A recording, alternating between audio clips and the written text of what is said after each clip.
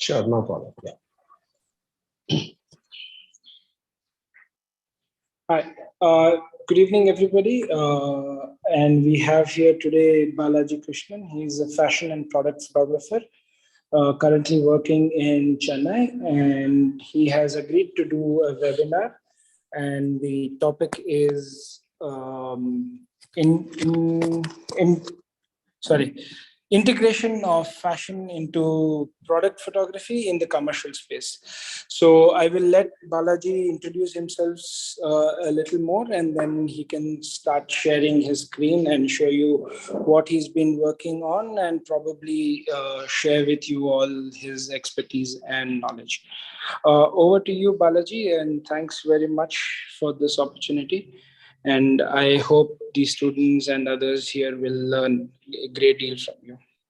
Sure. Thank you so much. And yeah, hi, good evening to everybody who has joined for this webinar session. And yeah, as you said, I'm Balaji Krishnan, and I do product and fashion photography in Chennai. And I've been in the industry for like say 2.5 years right now. And I'm currently working with a jewelry startup in Chennai. It's called Croatia Private Limited. So that's it about me. Like it's a short introduction. I'll actually switch my screen to the PPT if that is okay.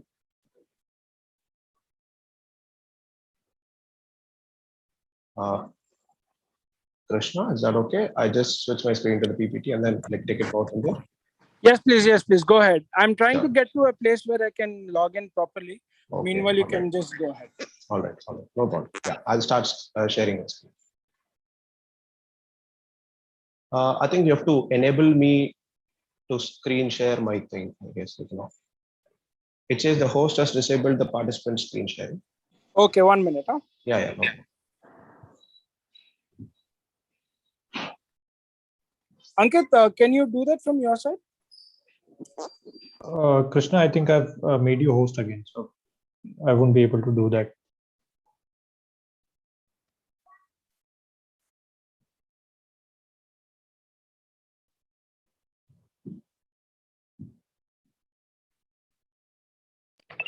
Ankit, you should be able to do him again. Okay, so I'll make him a host directly, so I think there won't be an issue.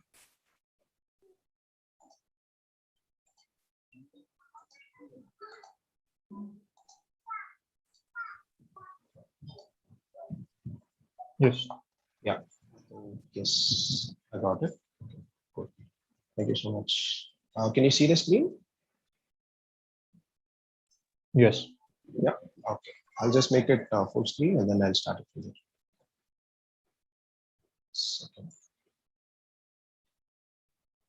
Yeah. Can you see it now? Yeah. Yes, Balaji, please go ahead. I can see it. All right. Yeah. So yeah, this is the topic I'm just going to talk on right now. The topic would be I'm a product photographer basically in Chennai. So I'll take you through a little bit of my initial journey. I'll tell you a little bit about me first, and then I'll take you through a little bit of my initial journey, and then give you a little brief on product photography, and then the integration of fashion in the commercial space. So yeah. So as I said, this is the overview I'm just going to present with you today. So from here, yeah, it's going to be about me, a little bit of initial experiments, natural light tabletop photography, and a little bit of product photography, and then the integration of fashion in the product space. So yeah, first about me. Yeah, as I said, I'm a product and fashion photographer. You would have heard this story from everybody. I'm an engineer by studies initially. So I did my engineering, but in between my engineering, I figured out that engineering isn't working that great for me. So I just, had the passion towards arts and media and stuff like that. So through my final days of my college, I was a part of the, photography club as well. So I used to take events and all that. So that kind of helped me in terms of, building confidence initially. So post my college, I made sure I don't have any backlogs at least. And yeah, once I completed my college, I was actually part of everything. I tried everything, say like short film making, video editing, graphic design, photography, everything, because at that point, I didn't know what exactly would work for me. So I started out with everything initially, and I started freelancing a lot and tried to do as much as experimenting as possible in the beginning. So over a period of time, I figured out that what worked for me really well was the composition, and in terms of placing elements in a particular picture and things like that worked for me. So I figured out that, okay, and by then my frames also to an extent, I felt like, okay, it's taking a little bit of a shape. So only then I figured out, okay, I'll do a course probably in that, in photography, in commercial and advertising photography, probably to gain a little bit of studio knowledge and have a better control of light and all that. Because once you start taking, you don't, jump into product photography or any particular genre or more of a studio photography. You start out with natural light, figure out what happens, and then you just proceed. So it was the same way for me. So from there, yeah, once I completed my course, I was actually doing a lot of freelancing during my course, and as well, like, a little bit of freelancing after the course. And post that, I figured out this job with the brand called Crescia Private Limited, and I'm currently working as their lead product photographer. So that's it.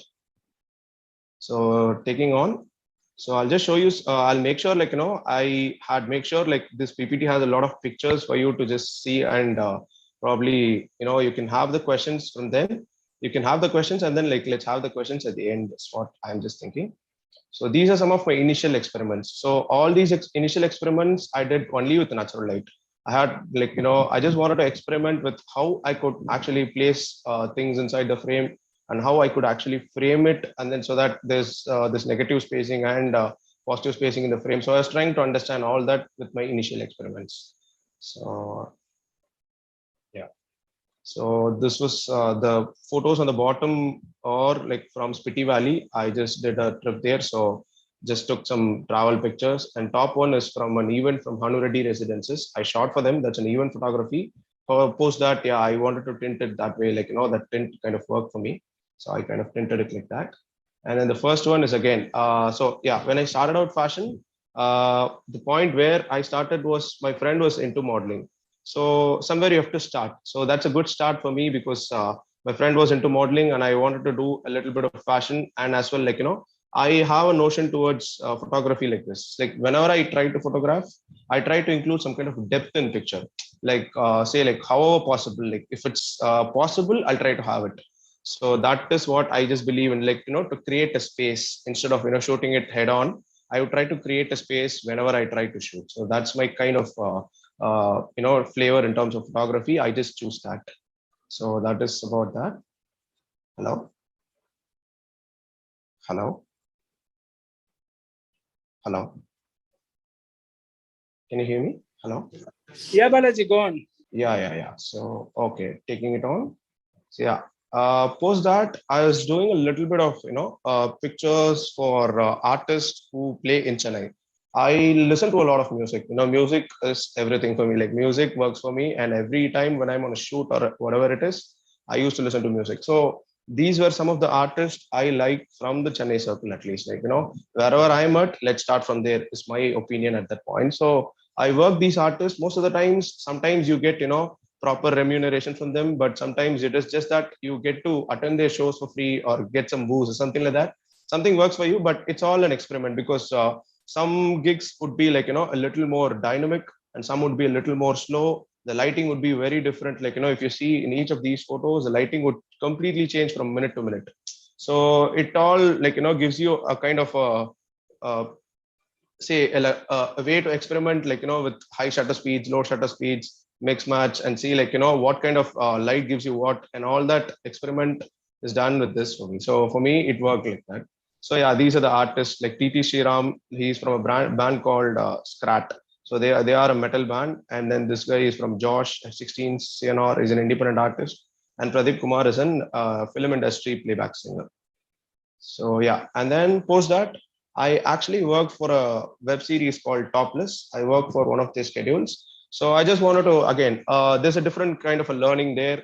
There's like, persistence. You have to be there on the shoot for the whole schedule, shoot things, whatever is happening. So everything was a kind of a learning for me, because the why I took this is basically it was a little quirky, not very conventional. So I was like fascinated by the idea of the core idea of the web series. So I wanted to experiment. So I was actually, working for the series for one schedule. So that is that. And yeah, coming to the next topic. This is basically natural light tabletop photography. So yeah. So these things I started during the lockdown. During the lockdown, I was actually, very bored. Everybody should have been very bored. Like I had like, everything in terms of my tripod and my lenses and camera with me. So I thought, why not do something? In the morning, if you shoot something, by the evening or night, you'll have something to sit down and edit and something to, experiment and work with. So what I thought is I collected all the props, whatever I had. So I used to like, collect a lot of glasswares as props and stuff like that. So whatever that I had with, I started shooting. So in this, what I learned is basically, for a shoot, what you should actually be preparing. So these are all shot in natural light. So either a window light or a light from a, like say like a door or something like that. So for that, you have to plan a little bit, what are the props you're going to use? How are you going to place it? And then you have this, the natural light coming in, say like I used to shoot in the morning, say from 7 to 9 would be the, light will be very good, that you all know. So I used to shoot in the morning. For shooting in the morning, I have to do the preparation part and say like, come up with a composition right away in the night before, so that it becomes easy for me in the morning. So I used to set up everything in the morning except the food part, like the coffee, or in the first frame, there's a milk and the coconut and all that. I'll just set up in the morning. But in terms of composition, I'll make sure everything is ready right away before shooting. So this was kind of a learning in terms of my composition, the props usage, because what I learned from these are basically, all the props should be there, but it shouldn't compete with the product.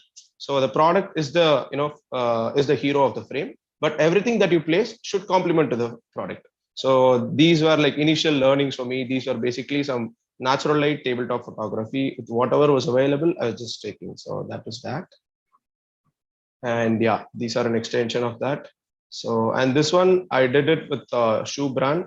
It's called Monk Story. They just gave me the product and I just tried it. And that's a gobo from a coconut tree on the right side. So I just wanted to experiment with gobo as well. So that was completely natural light, all set up and everything, just that the gobo is from the coconut tree. So that is that. And yeah, product photography is the next topic. So I'll just take you through like, my product photography in terms of the studio space and, how we can experiment with the, the lights we have and all that. So product photography in general, it's the best, way to show the product. That's the one line of it. And yeah, it is a part of commercial photography. And as well, yeah, product photography also comes under tabletop photography. So that is the small explanation about that. Yeah. So before you shoot a product, I mean, according to me, at least, like, I consider a few things. First of all, if you have a client who's coming to you, who's giving you a product, first you should understand the client's requirements. Some clients would want you to shoot like a high key image. Some clients would prefer a low key image, or they have a particular, reference in mind, and all that is there. And on tops, yeah, there's a budget for the shoot. Just you have to be very clear on that on the first base. Like, you have to do work on a mood board, sit with them maybe once or twice even is fine. Just be very clear of what the client would want and what is their budget. So that is the first thing I would always do. And the second thing is, once you're given the product, you should understand the product in terms of its shape, or probably, the surface texture and all that. Some would be like, a matte surface. Some would have a very glossy and shiny surface. So the treatment of the product would be very different. The lighting would be different. So all that depends on, the basic understanding of a product. Once you're given with the product, you should probably like, sit with it, like try to analyze it and try to, see what are the possibilities of props we can use, what are the types of backgrounds we can use. So all that comes in, I think, the type of styling. So the styling part is the next one. That's the props and backgrounds and all that. So as I said earlier, type of output. Yeah, you should always like, work towards a particular output. If you're working towards a particular output, what happens is, you at least have certain output in mind, and you achieve at least 90 to 95% of it. So if you don't have an output, or if you don't have a, particular kind of a output driven mentality in shooting, you will accept with whatever that you're getting. So I feel like, it is better to have an output, and so that like everybody, if you have a stylist, if you have a gaffer, or if you have someone like, a makeup artist in terms of the fashion shoot, everybody will be on the same page if you're output driven, and if you have a clear cut understanding of what you're going to achieve as an output. So that's my take on that. And that is one of my portfolio shoot, like, for my own personal portfolio. I just experimented with some lights. So in terms of the lighting, yeah, there's just one light, and as well, yeah, I've stacked the light. So there's light from one side, and I have cut it with two cutters to give that effect. And for the label and other parts, I have stacked it with another light. So that's the same light, just the light stacking has been done in the post production. So that's it. So yeah, taking it on. Actually, I'm just showing you all this from my friend's laptop. So the dynamic range of this laptop is a little, I think it's not that great. So the portions on the darker side are a little more darker in this laptop. I'm just like, I'm really sorry for that. But yeah, anyway, I think your screen, if it's perfect, I think it should be fine. Yeah, can you hear me? Yeah, hello? Yes, please go ahead. We can hear you. Okay, yeah. So from here on, I'll just show you some, different kinds of products and the jewelry photographs that I have taken. And everything had its own approach and everything had its own, kind of treatment in terms of photography. So this was one kind of a shot which I took it during my portfolio. So this was for a shoe brand called Reebok, is very straight on. So yeah, what I understood is basically what I actually personally like is basically a low-key output. So I would anyway choose a low-key output because you would have to control your lighting. That's where the trick is. And I think, yeah, as a photographer, you should face some kind of a challenge when you're shooting. High-key output is fine, but I'm not saying it's bad, but I'm saying this is more challenging and tricky in terms of, getting an output. So in that basis, yeah, I wanted the shot to be like this. And then I decided that there'll be one light from the left-hand side. The light being in red because there is a little bit of red from the product. I could understand that, okay, red has that significance. If you throw a red, it will again sit along with the product. Sometimes you can even use colors that are actually complementing the existing color. This is kind of a monologous palette. Like I use the same colors that is present in the product in itself, but sometimes what happens is complementary colors will also enhance your product. So choosing the color palette and all that comes in that styling part, which I used to tell before. So that is about that. And of course, there's always some, if I cut the frame here, if you see, can you see, the mouse pointer? Hello, can you see my mouse pointer? Hello.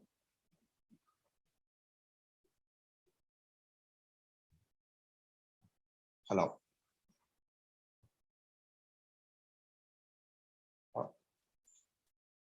I think you can see it.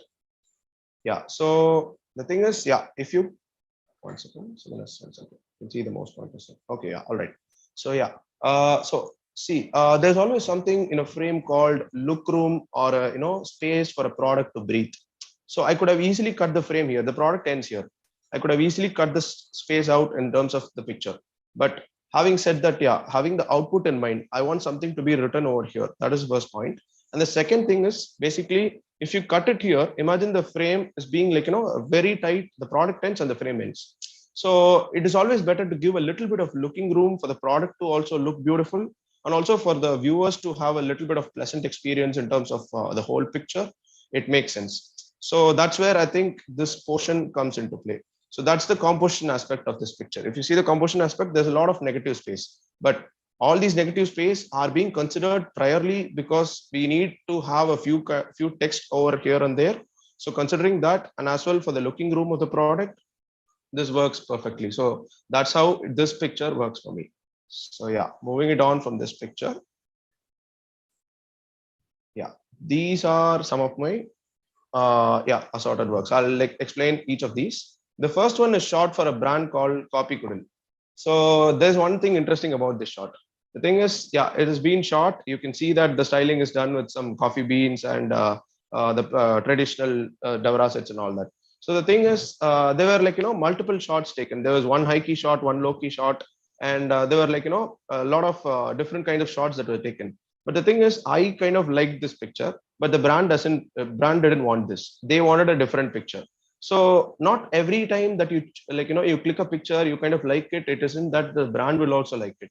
So you should be okay with the fact that sometimes the brand would want a different kind of a picture, and as well, yeah, you're working for the brand. Considering that, it should be completely fine. But that doesn't mean this picture is a bad picture or that picture is a great nice picture or something like that. So photography in general, people have different opinions and different perspectives. You should be a little more open towards accepting the fact that okay, this picture isn't being taken for the final say like a hoarding or something like that. This picture isn't taken, that's fine. See, whatever the brand wants, you should also try to work a little bit towards that in the commercial space. That is one thing I learned from this picture. So that's the reason why I've kept this picture. And the second picture is again is for a Swarovski based jewelry. So these are Swarovski stones in it. And yeah, I kind of told them that all the stones are kind of in white. It would stand out in a low-key picture, and they kind of also wanted to experiment. I'll show you the other pictures that I've shot for the brand. All that would be high key. So this is the point I wanted to tell them, that because the stones are kind of, white in color, it will stand out in a black background. So I had an acrylic black background, and these are the pairing studs, I guess, for that. So that also comes into the frame. So that is the shot for this.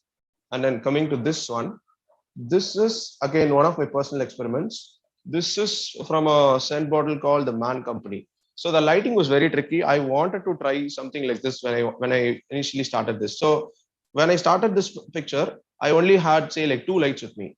But can you tell me, like, how I would have arrived at this output? Can someone tell me?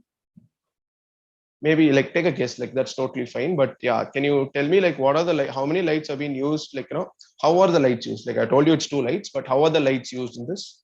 Or what technique is being followed to get this output? Hello.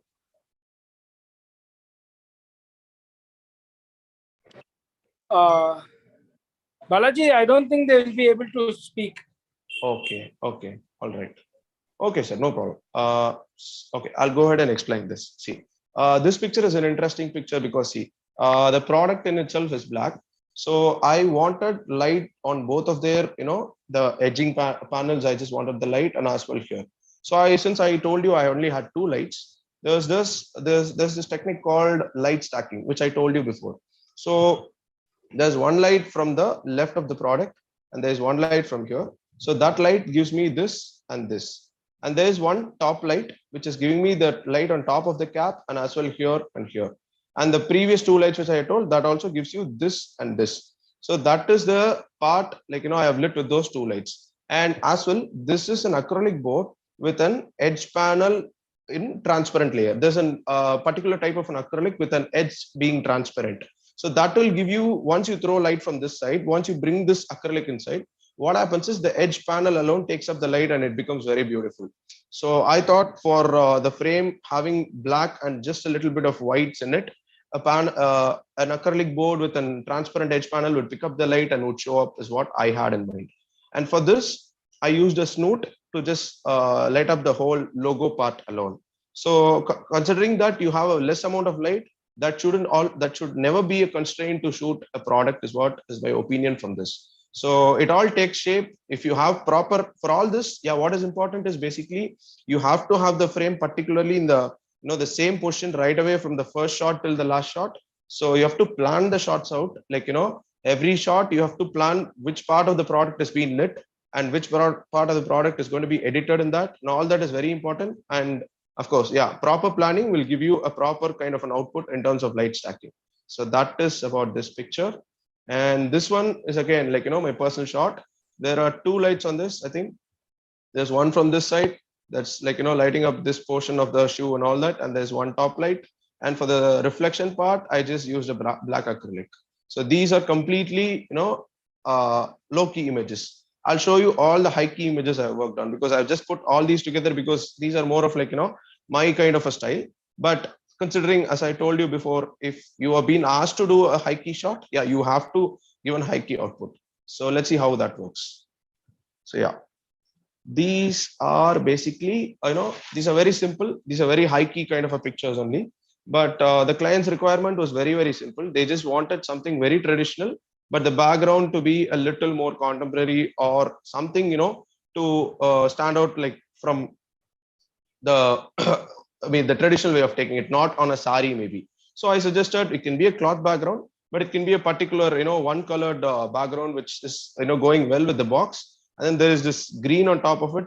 So I thought that would also give you a little bit of enhancement for the product to just sit there, and then you can have you can see the product stand out from that. So that is the idea. This is a very simple shot with just, like, 2 lights, like one from top and one from the side. So that is the idea.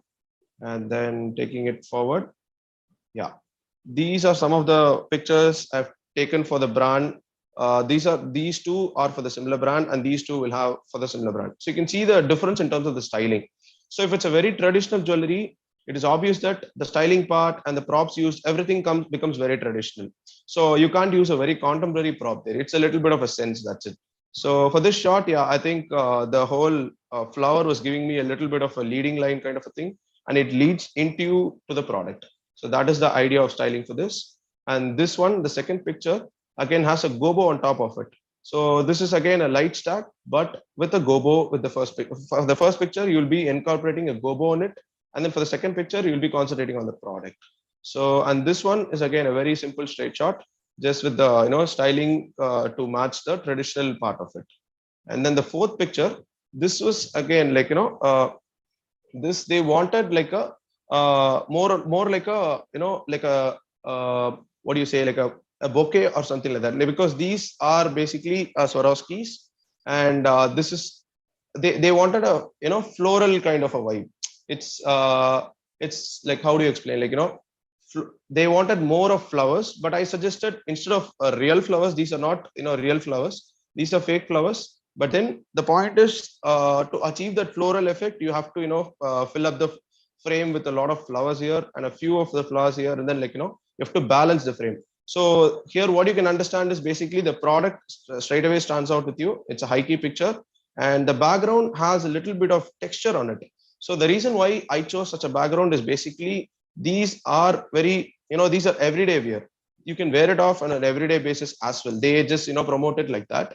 So to complement that, if there is a little bit of rough texture on the background, on an everyday basis, if you wear some kind of a jewelry, there's something, like a wear and tear.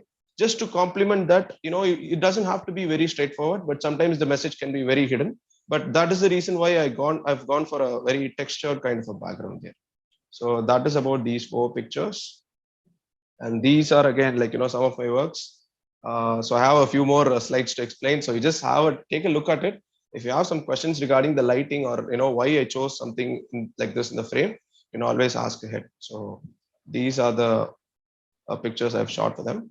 And then, yeah, these are some of the other pictures I've shot. So the last picture on the right side has an interesting take on it. So these pictures, like, once you put a drop of water on top of probably like a paper, in terms of it becomes a little bit of that will stink in the paper, that will like, stick to the paper. So to avoid that, you have to do a few more techniques to get this effect of, water droplet on top of the paper. So those are kind of tricky in terms of that. And yeah, I'll come to the next topic. It is the integration of fashion into the product photography. So far, I've just been talking about my product photography. Sometimes, yeah, your client, asks you to incorporate fashion into the whole scene. So this, again, the photo here in the frame is one kind of a shot which I took for a jewelry brand. So wherein they wanted the jewelry to stand out, but still they wanted a model to wear it for the, jewelry to fall perfectly. Sometimes what happens is jewelry, as you shoot as a creative, like a flat lay creative, the fall of the jewelry could be a little more, tricky. So once it has been put on a model, the size of the jewelry and the fall of the jewelry and all that becomes very clear. So on that aspect, most of the jewelry brand would, take a shoot with the model. So in that way, this picture was given, like, this idea was like pitched by me, because except the jewelry is a very, typical idea, but yeah, this kind of worked for them. So that is the shot. Yeah. And yeah, fashion is a form of an expression, like, anything that represents a period or a timeline or a lifestyle, accessory, makeup, whatever it is. If it is kind of, kind of a representation, fashion is kind of wholly an expression, is what I feel like. So this picture is shot for a brand. I'll just come back to this again. So yeah, these are the pictures I've shot for them. So can you tell me what you see as a product in these pictures? Again, I don't think they'll be able to answer, but you can. All right, no problem. Okay, so yeah, sometimes, the product doesn't always have to be a little, like, a small one. Like whenever we see like a product photography, what that just comes to our mind is basically maybe a small item, or like, a jewelry, piece of jewelry, or some kind of, a food item or something like that. But sometimes your product is big, as big as the product here is basically the coat suits. So there was one designer from NIFT Chennai, like, National Institute of Fashion Technology, Chennai. His name is Naushad Ahmed. So he approached me for the shoot. So he had told me that he had a few coats which are in different colors. So how do we go about it? So I am a very big fan of Mr. Wes Anderson. He's a filmmaker. I'm a very big fan of him. So I wanted to incorporate that kind of a vibe in somewhere. So I was actually looking out for opportunity, and fortunately he just called me, and then like he just asked me if he can do something about it. And that's the idea behind the whole shoot. So, to incorporate that kind of a more pleasant and calm vibe, and as well, like, promote the whole scene. But there's a little allowance you get when you shoot products like this. If you have a little more of talking towards the clients, what happens is he told me you can establish a vibe instead of just showing the product on point. Like say, like, you can even shoot this by, taking all close-ups of the product and stuff like that. But the allowance that he had given me is basically to establish a whole lot of a vibe. That's the kind of idea, they follow with bigger brands. They kind of establish, like, a kind of a mood for your product, a kind of a flavor for your product. So I think that was that. So these pictures are all shot for that. And if you see this picture, this is again, you have to probably, like, you have to properly place your models in terms of, positioning them, the giving the space, balancing the whole frame, and all that is very important. So it's called blocking or staging, or however you call it. Like it's a very important aspect to, the frame to take its balance and take its shape. So you have to block your actors in a way, like, the frame is not too crowded on one side, and as well it is, not very, empty space on the other side. Sometimes empty spaces are fine, but in general, blocking is very important. So these are all, like, I had a lot of blocking ideas in mind. So I experimented a few, and then this was one of them. So that is about this. And yeah, this one again is a different kind of an approach. So this was for a client called Wooden Yarn. So once they spoke to me, what they said is basically they have saris. They don't want to make it look more traditional, and they wanted to do like something like a painting reference. They showed me a painter's work. It's called, I think it's called Claude Monet and Claude Monet. Yeah, Monet and Monet is the painter. So that was the idea they just pitched in. So immediately I had recceed a few places. Like as a photographer, you should have been like, recceing a lot of places. You should have a lot of options for things like that. So I used to do that a lot. I used to visit a lot of cafes just to take pictures and, keep it for myself as a reference. Tomorrow, if there's a shoot you want to do, you can always, take the picture and see like, okay, this kind of works. Like, that will be a very good point from your side to the client. You can suggest locations, and if they're okay with it, yeah, it just be like, you have some location in mind which you would want to shoot, and you have a client and you would be shooting in the same location. So this is one kind of that. I did a recce for this location and kept it. And then once the client was asking me for a vibe, so this was the first location that came to my mind. So location recce is always like very important. So these are all like, shot for the brand called Wooden Yarn. So all these have different kind of a styling. So idea is very simple. Keep the frame simple. Keep it the background, kind of complementary to whatever you've been wearing. And yeah, the frame as such is composition. You have to make sure like it's very pleasing. So that's the idea of these things. And yeah, these are the location recce. If you see like the place, and there's one thing that is very interesting. When I recce this location, it was a very cloudy day, very sunny, very subtle, and very more like there's no sunlight at all. So when I shot the picture, if you see the previous frame, it was very sunny. So you have to, if you recce it in the same time, say like you're shooting today, you're recceing like 3 or 4 days before, that's fine. But even then, you should be prepared for all the kind of lighting condition that is there. Like you have to keep a track of the weather and all that. It's just not just shooting. It's more than that. If you want some kind of an output, if you are really interested towards that project, you will be like doing a little more. So in that aspect, what I would suggest is basically doing a recce would always help. And as well, the main point of consideration is to not, stick on to the same weather. The day when you have recceed on, the weather doesn't remain the same. So you have to be prepared for both the weathers. So by doing so, what happens is whatever the situation is, you'll be able to tackle it, and then you'll be able to do the shoot peacefully. So that is the key thing I just noticed here. And this one is again for a brand. This one is a collaborative shoot. So more like two brands have collaborated to work with work for the project. So both the brands have collaborated. One is the apparel, like the clothing brand, and the other one was the jewelry brand. So in this case, you have to make sure that you take sufficient pictures for both the brand, and as well you should have pictures wherein both of their products are seen properly. So it is kind of a tricky situation where you can't just be concentrating on one thing alone. You should have the whole idea of multiple brands coming here and working with them, all that is important. So this was a very simple shoot. This is probably an outdoor shoot. And I told them, yeah, we will keep it, because once you see the garment, you'll know what kind of, the vibe that transfers. So you have to, choose props, and you have to choose backgrounds accordingly. As I said in the first frame, styling part is very important in terms of the picture, be it a product or be it a fashion. Your choice of backgrounds, your choice of props, and everything, depends on what kind of product you're working on. Here, the product is the garment and the jewelry. So that is about that. And yeah, this, I sincerely believe in these, however difficult life may seem, there's always something you can do and succeed at. It matters that, yeah, you just always don't give up, you feel motivated.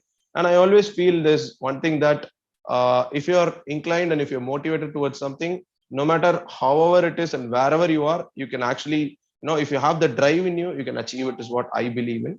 So that is how I've been functioning. And yeah, that is all about it. So you can shoot out the questions if you have any, I'm done with my presentation. That is my Instagram profile. If you can see, I mean, I've just presented a pinch of it. You can see the other works, considering the time constraints and all that, I just prepared a little bit, and then you can ask out the questions now, if you have any.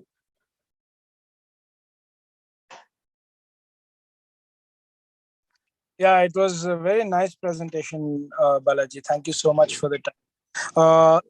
So I agree with a lot of what you had said. And then your inspirations of Wes Anderson also is quite nice. Let's see, do you have any questions, anybody? If you have, raise your hand and then type it, and then we'll... It doesn't have to be related to whatever I presented. It can be anything. Yeah, it could be anything, yes. So what is happening is, since the whole week, next week is a holiday. Yeah, I understand. Everybody should be in that holiday. Yeah, everybody is traveling. Yeah, I get it. And then the actor passed away yesterday, so there is also a lot of let's see, there's I think someone has raised their hand. Yeah. Who has raised their hand? Abhishek Biju Nair. Okay, wait. Abhishek, I've allowed you to speak. Unmute yourself and then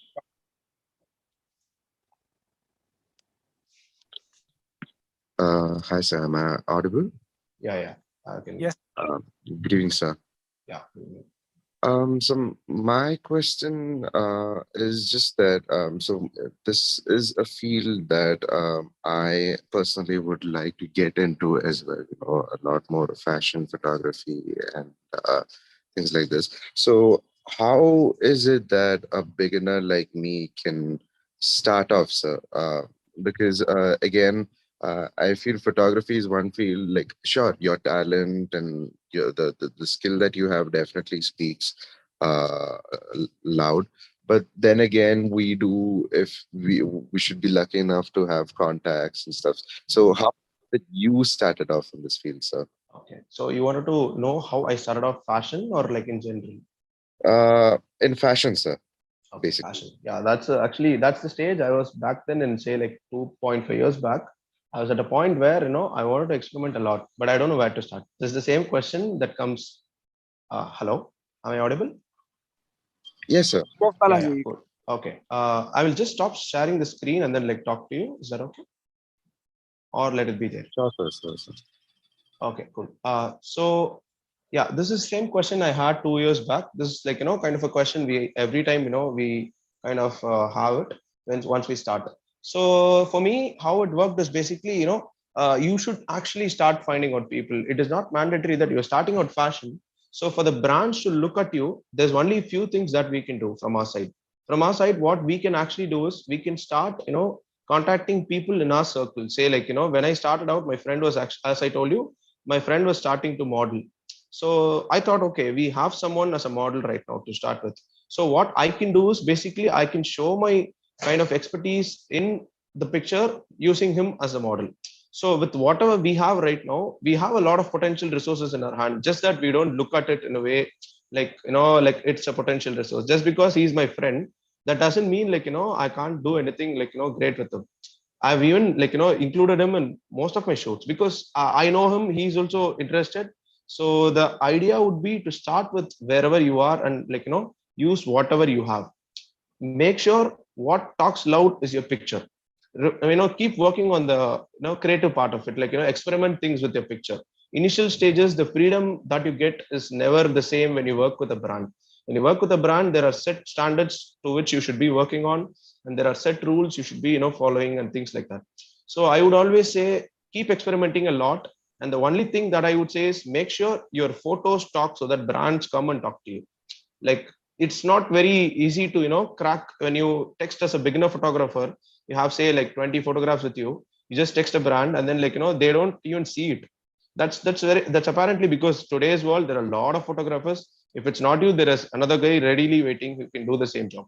So in such a situation, it's always good to make sure your work kind of stands out, and always be a very big critic of your work. Whatever you do, just because you've shot it, that doesn't mean the picture is good. I have there is saying first 10,000 pictures of yours are completely waste, and after that you start clicking good pictures. So I constantly believe in that. Start clicking more. Just don't settle down for whatever you had, and always there's something as a beginner we do this mistake. I have done this. I've been in the learning process. I usually compare myself with established photographers. Never ever do that. Everybody has their own journey. Everybody has their own kind of a learning curve and all that. Nobody could even, like, today if I decide and tomorrow you can't become a fashion photographer or product photographer. The journey is very slow. You have to be patient. The only thing from our side we can do is basically be very motivated, see a lot of works, those things. If it kind of gives you that high, once you click a very good picture and you post it out, it's not for the fact that the social media recognizes it, but the fact that you've able to start a picture and complete it, and that kind of high should drive you through. And in terms of starting, you should try to experiment with whatever you have, is my complete answer for your question. Definitely, sir. Thank you, sir. Yeah, thank you. I think there's one more person who raised a hand. Let's see who it was. Okay. Abhishek, was that you? Yeah, I think it was him. Okay. Any other questions? Anybody who else who is in the listening panel?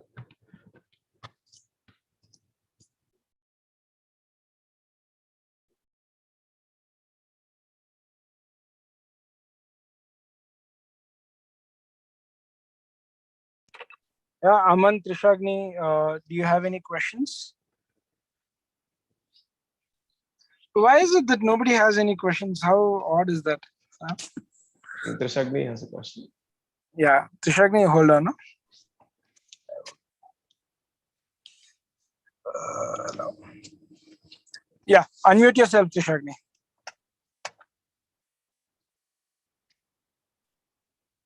Trishagni, I think you have to unmute yourself and then talk.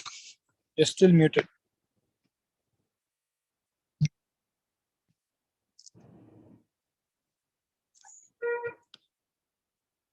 Trishagni?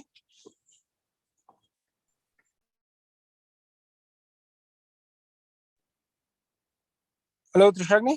Can you hear me? Yeah. Talk, Trishagni. Again, she unmuted. Hello, am I audible? Yeah, Yes. I can hear you. Yes. Good evening, sir. Sorry. Yeah. Good evening. So, my question is actually, what are the tips or advices you would like to give our students to follow? Tips as in general, or what do you? Yeah, in general. Okay. I mean, I don't know what stage of your academics you are in, but yeah, in general, it's all if yeah, okay. Yeah, tell me. You have something to say? Yeah, so I'm also starting in this Okay. career and interested in fashion photography. All right. So, Okay. All right. Yeah. Okay. So in terms of the tips, I would say for a starter, I would say at least for a day, keep your Pinterest very filtered. You just follow things Pinterest, and I would say my Instagram is also very filtered. I would want to follow a few people. I would only follow them, and I have my because that's the place where we spend most of our time. According to me, your Instagram, if you keep following all the people I mean, I don't know, that becomes too much. For a day at least you have to see more pictures. The point is to see a lot of pictures. What happens is when you come down for a shoot, it comes within from you. Like, you don't even have to put an effort. You will start to recognize that this picture is working and this picture is not working. Subconsciously, it works like that. So for me, I would make sure that for a day, at least I would see a lot of, pictures on a day-to-day basis, first of all. And the second thing is, again, practicing is very important in terms of the field. Like, if you keep talking and talking, that is one thing. There's nothing that, that will equal your work. Like, you present something as a work that speaks more volume than you talk.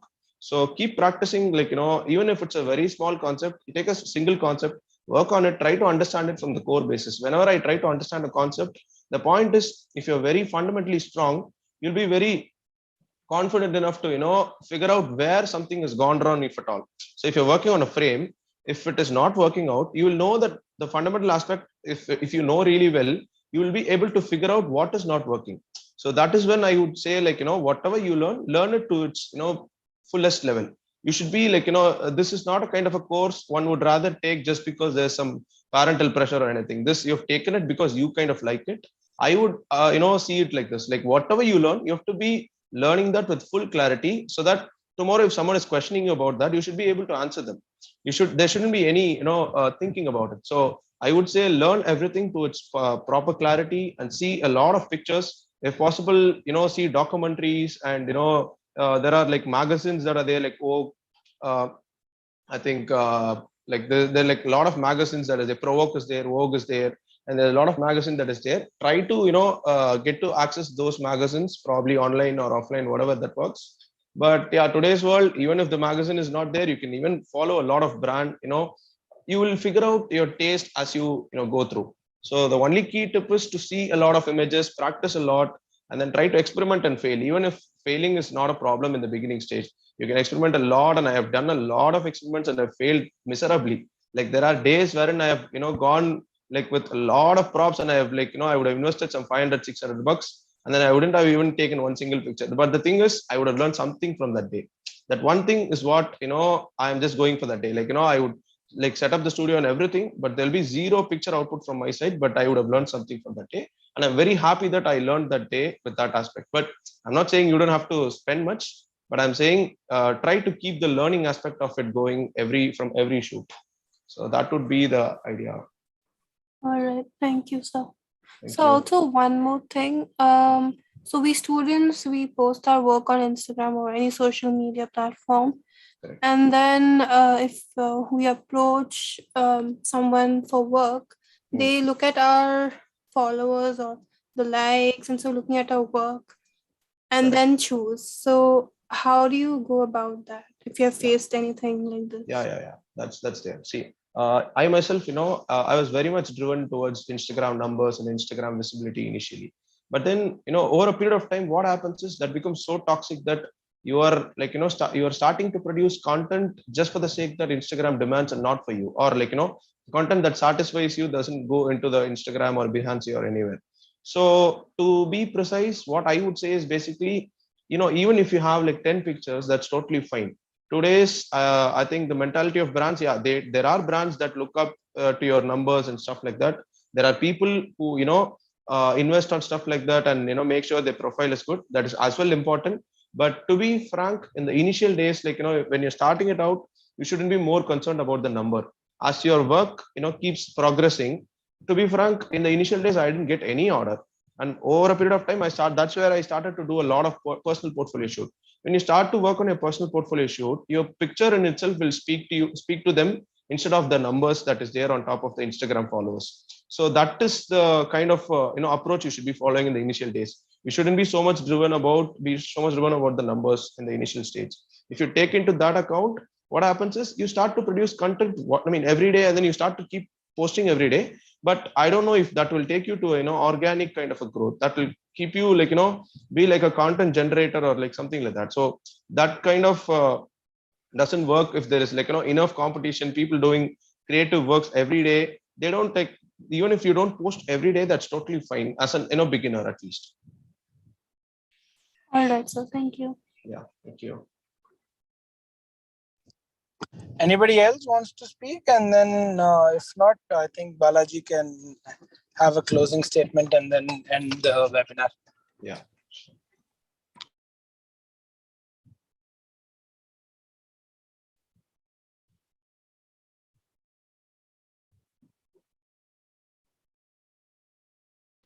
Nobody?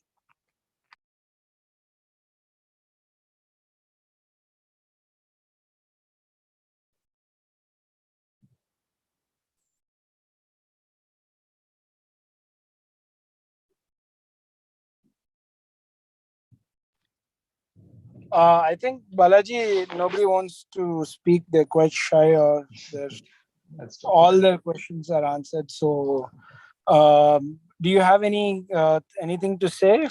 And then we No, can.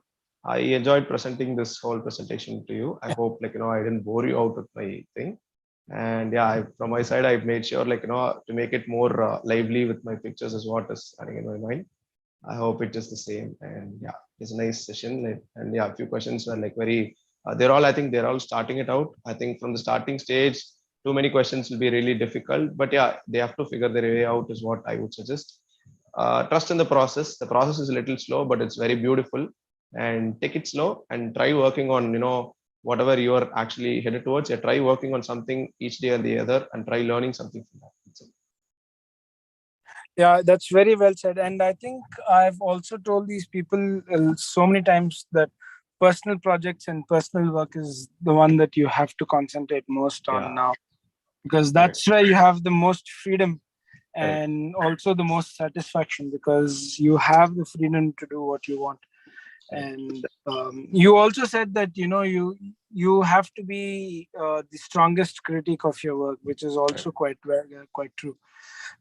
So yeah, thanks Balaji for the wonderful presentation. We all enjoyed it, and we should do this more often. Yeah, sure. Yeah. Thank you so much. Thank you, Balaji. Have a nice weekend, and happy Diwali to everybody. Yeah, same to you and all the students. Happy Diwali. Thank you. Thank you. Bye bye. Thank you.